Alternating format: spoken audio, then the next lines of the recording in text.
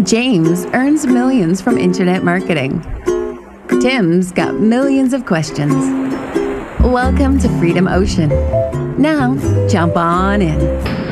Welcome back, listeners, to Australia's most loved internet marketing podcast, which is called FreedomOcean, by the way, and I'm Timbo Reid, your host, and if I'm not mistaken, at the other end of the line would be James Shremko. I'm here, Timbo, I'm here. How are you, mate? Very good. Good. Sunday afternoon, so you should be. Why is that? I don't know. Well, there's a particular feel about a Sunday on the FreedomOcean. Yeah, I don't know. I think maybe my feelings about weekends are slightly different to other people's feelings. They are, aren't they?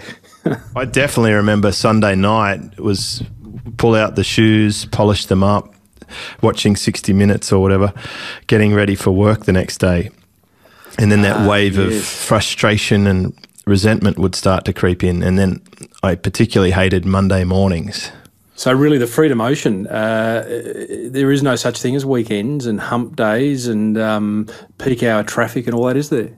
There's still a little bit of that. You just have to be conscious that, you know, if you're going to go to the shops or something, there might be other people there on the weekend because you can get quite used to having it your own way during the week. Yep. I go and see a movie with my wife and we might be one of 2 or 3 couples in the entire place during the week, middle of the day. Do you have any set hours that you set yourself, or I know you often say to me you work better at night, but how do you structure such a lifestyle? Yeah, well, this is really an interesting topic. I was having the same conversation with Ed Dale on my other podcast this week, and he does a 9 to 5 day, but I definitely don't do that. You definitely don't do that. Definitely don't. I do have a routine, but I tend to work with my body energy. You know, if I'm feeling down or tired, I just won't do any work. If I feel really motivated, then I'll just pour myself into it. So I think a routine actually sets you free. So having some kind of schedule is good, but I'm not too tight with it. So I generally tend to start from 10ish. And I put in a good solid hour or two, and then I take it easy for a while and do the whole school kid thing. And quite often I'll either go and have a ride or do something other than work. And then I'll usually sort of get back into it sort of after 9:30 p.m. My most productive time is probably that 10 o'clock till 1 or 2 in the morning. It's very quiet. People are asleep. No one's using the internet in my area, and I have a pretty slow connection. So the internet actually speeds up every hour. It gets later. A couple of extra kilobytes a second do you get? I do. I mean, the worst time for me to use the internet is 6 o'clock at PM, 6 or 7 at night, because people are just coming home from school or work and loading up the internet connection around here. For those of you, I don't know whether I've mentioned this before to our listeners, James, but if I haven't, then if I have, excuse me for doubling up, but it's a great reminder. You have one of the slowest internet connections in Australia, if not the world. So therefore... I have the second slowest internet connection available in Australia. Where's the slowest? Dial-up would be the slowest. Well, gee, I tell you what, you're almost close to it. It is pretty close. So, as in terms of an excuse for not performing as an internet marketer, anyone who's listening, including myself, you cannot blame your internet connection, because I can tell you right now, I have seen on many occasions James's speed or their lack of. Yeah, and I just cannot get a faster connection to this house. I've got 2 separate providers, and that's just so that I can at least download and upload on one computer while I'm using email on the other one. I love it as a headline, mate. Australia's leading internet marketer has slowest internet connection in the world. Yeah, it does make you more strategic, though, about what you plan to do while you're online. Yeah, absolutely. Absolutely. So now listen, mate, we should get stuck into the content for what is episode 22 of FreedomOcean, and that is to talk, I guess it's to talk about what I would call a microsite strategy. And I've put together a microsite for a client of mine with the primary intention of creating quality backlinks and driving traffic to my client's money site, which is their main website. And I guess a secondary intention of ranking well in Google for a keyword. So I'm putting myself on the line here, mate. On top of that, listeners appreciated going by the feedback on our Facebook, the honesty of episode 21. So in the spirit of that, I'm going to expose myself again and show some of my work and get you to, I guess, say what could be improved and what could be enhanced. Okay. All right, let's lay it on me. Tell me what we've got.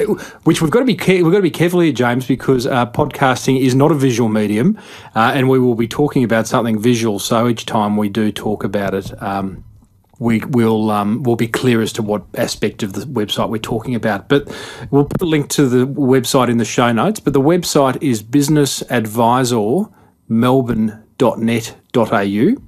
So people can go and have a look at that site. And as I said, first and foremost, the idea is to create actually quite a lot of these little microsites that have lots of links back to my client's main site. Do you want to ask questions? How do you want to do this, mate? Do you want to ask questions? My first question is, why are you doing that? Why am I doing what? Why are you building a satellite site? To create quality backlinks that are relevant within articles that are relevant to what my client does, back to their main site, and also to rank well for, in this case, the keyword being business advisor. It's an interesting strategy. I mean, that's something that I would classify as a high leverage strategy for a mature site when you've got the primary site kicking butt. And I say that for a couple of reasons. The first reason is you're probably better off sticking one page of content on the client's actual site than putting one page of content on a third-party site, because obviously you'll lose some of the traffic coming through. Secondly, it's just that easy to get good quality links from other places that to put a whole site up just for linking purposes is perhaps not efficient or effective. If I were to say to you, though, that putting up this site, I wouldn't call it a detailed website, but it's actually been it's been a very easy process and a very I'd say cheap process as well. So, in terms of labour and cost, it hasn't been onerous. Good. There are other reasons to have secondary sites, and the primary reason that I do it is to increase market share, and that is so that I can rank multiple websites on the same phrase in Google. And this is how I came about with this strategy originally, was to maximise market share, so that when someone typed the key phrase that I was targeting, there would be my site and then my other site and then my other site. So in some markets, and you've seen me do this, Timbo, I've got 4 or 5 sites for the same phrase on the first page of Google. And that's a good leverage strategy. My question, I guess, would be around how effective this will be for this client. You know, what's happening with their existing site? Have they already got the top rankings they need for the existing site, and have they got enough content on there to become an authority? They're ranking okay. It's an ongoing. In fact, we've just relaunched their main site. They're ranking okay. But it's an ongoing mission, I suppose, to rank for keywords that they've identified. Secondly, have they got enough content? No, they haven't got enough content on their main site. But once again, they're regular bloggers. They're about to start podcasting. So thanks once again for sharing. And listeners, go and check out FreedomOcean.com. And until next time.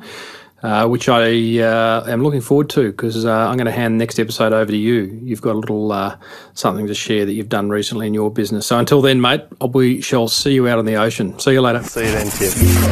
Thanks for diving into the Freedom Ocean with James Schramko and Tim Reed. You've just come that little bit closer to living the life you choose. Please keep in mind that the ideas, opinions, and information shared in the show are those of the hosts and do not reflect those of their past employers. And as far as future employers go, well, they're both pretty much unemployable.